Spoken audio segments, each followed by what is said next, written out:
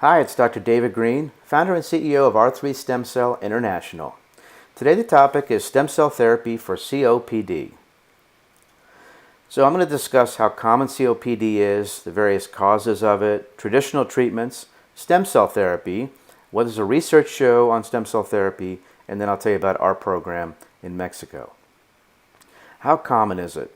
Well, COPD is a chronic inflammatory lung disease that causes obstructed airflow from the lungs. Symptoms include breathing difficulty, cough, mucus production, and wheezing. Over 65 million people around the world have either moderate or severe COPD, with over 16 million alone in the U.S., and it's the fourth leading cause of death in the U.S. So what causes COPD? Well, 85 to 90% of all COPD cases are caused by cigarette smoking. There's also issues with exposure to air pollution, breathing secondhand smoke, people who work with chemicals, dust, and fumes. There's also a genetic condition which can lead to COPD called alpha-1 deficiency, or a history of childhood respiratory infection. It can be a residual. What are the different types of COPD? Well, there's really just two major types. One is chronic bronchitis, which I spelled wrong, sorry. And it's a long-term inflammation of the bronchi, which are the breathing passages in the lungs, which results in increased production of mucus. The second type is emphysema, which is a chronic lung condition in which alveoli, which are the air sacs in the lungs, may be destroyed or damaged in some way. Traditional treatments for COPD include such things as medications that may include bronchodilators, corticosteroids, anxiolytics, smoking cessation medications, or opioids. Opioids can help people breathe easier and have a better time during the day with their breathing. Oxygen therapy, pulmonary rehabilitation to help increase lung capacity, and as a last resort, surgery. So let's get into stem cell therapy for COPD. It's really the only treatment that works toward an actual repair and regeneration of lung tissue. All these other treatments are mostly band-aids like the corticosteroids and things like that. They don't actually work towards modifying the disease. They just help with the big, symptom reduction. Now, stem cell therapy is offered typically with an IV therapy along with nebulizer. The nebulizer is where you put the mask on or the wand and you breathe in the biologic. Studies show that 3/4 of stem cells do survive the journey from the nebulizer tubing into the lungs. That was a very good study using a compressive nebulizer, which is what our center uses. Treatments are very, very safe.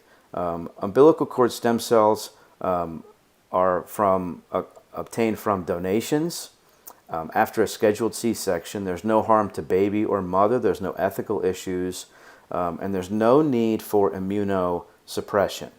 We used to think that if someone received an umbilical cord blood treatment, that they did need some cyclosporin or whatever. That's actually not necessary. So what does the research show? Well, let's go through a few studies. I'm not going to bore you to tears, but here's one that looked at stem cell therapy for COVID-19 and other respiratory diseases, the global trends in clinical trials. All right, so this is very recent, and it looked at preclinical studies demonstrate significant improvement of lung disorders by stem cells and extracellular vesicles. Completed clinical trials show cell-based therapies are safe and tolerant for all types of respiratory diseases. In general, the dosage of stem cells seen in these trials ranged from 1 million per kilogram to like 1 billion per kilogram. Actually, it's 100 million per kilogram, but it's a very, very high dosage, okay? So importantly, a phase 1/2 clinical study showed that 4 doses of umbilical cord treatment considerably alleviated the severity of symptoms of COPD for a long period of time. So I'm not going to go through all these studies, but you can see there are quite a few. 3 of them were for COPD, 2 were for ARDS, and what they saw was that this was bone marrow, bone marrow, bone marrow, bone marrow,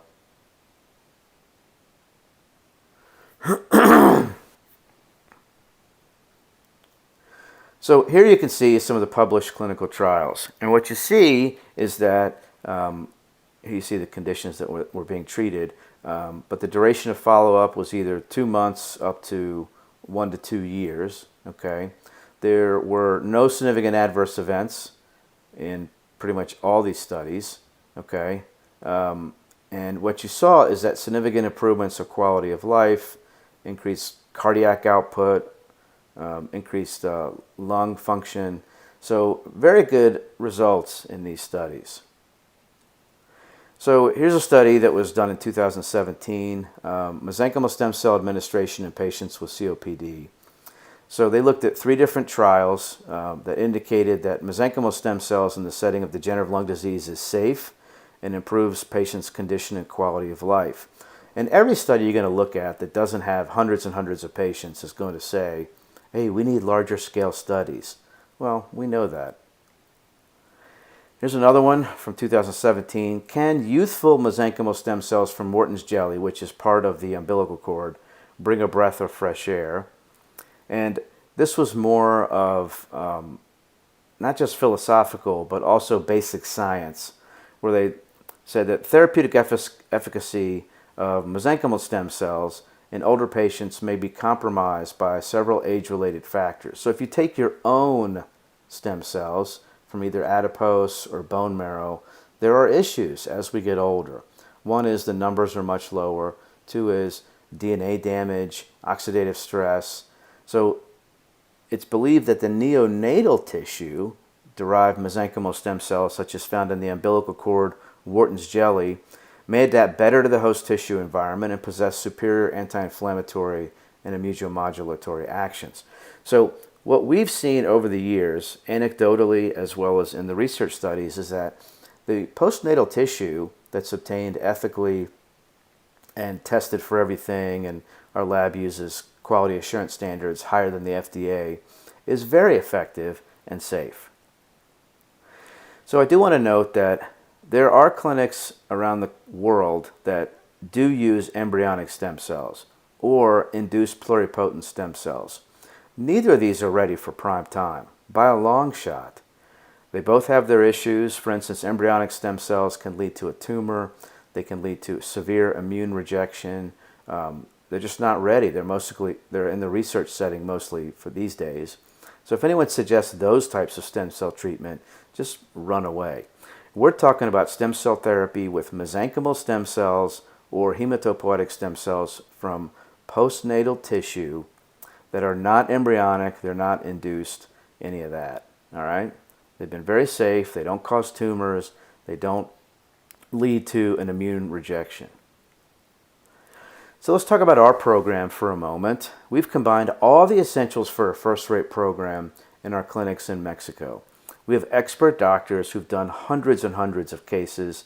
We have a dedicated patient concierge representative as you go through your sign-up process. These are very safe biologics with extremely high cell counts. We've never had a significant adverse event. Our location is very convenient. It's only 20 minutes from the San Diego International Airport, or if you go to our clinic in Mexicali, it's only 5 minutes from the Mexicali Airport. And it really is the most cost-effective program in the world. There are 3 options of how to receive treatment. If you want to come to start with one time for either 30 or 50 million stem cells, for COPD, I would highly recommend the 50 million. It starts at only $29.75 for 30 or $39.75 for 50 million stem cells. Now, there is a program where if you come for 5 days, over that 5 days you'll receive 200 million stem cells, and that starts at $89.75 all-inclusive. The other option is you can sign up for a full year and come 4 times over the period of that year and receive 200 million cells over that period of time, and that starts at $10,475.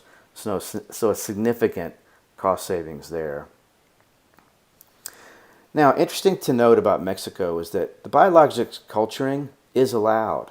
It's not in the United States, all right? So the lab we work with is GenCell. They're accredited, pristine safety record. They're in Mexico City.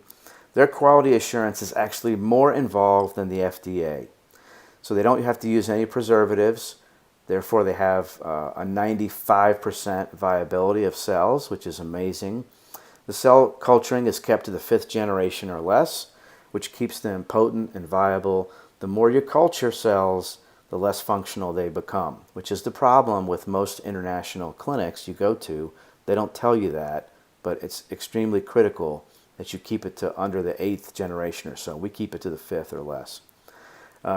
Travel, if you go to San Diego Airport, our patient reps will pick you up and provide escort transportation. It is only 20 minutes to the clinic. I've done it myself plenty of times. We do provide transportation from San Diego to the clinic and back, and you'll have an escort with you for the treatment visit. And we do assist with travel logistics. If you need a hotel booked, if you need a flight booked, those are the patient responsibility, but we do assist with those. To get the process started is really simple. We require a phone consultation, which is free for everyone, so that Dr. De La Puerta or one of our other doctors, he's our medical director, want to know what's been happening with you. They want to see any medical records and then help make the decision with you as to the best treatment option. The number to call is 888-988-0515. And visit us online at stemcelltreatmentclinic.com. There's hundreds of pages on that site. You'll see a lot of it on COPD and other issues you might be dealing with. You can also email us off of that site. There's contact forms, or directly at info@r3stemcell.com. Thanks so much. We look forward to hearing from you.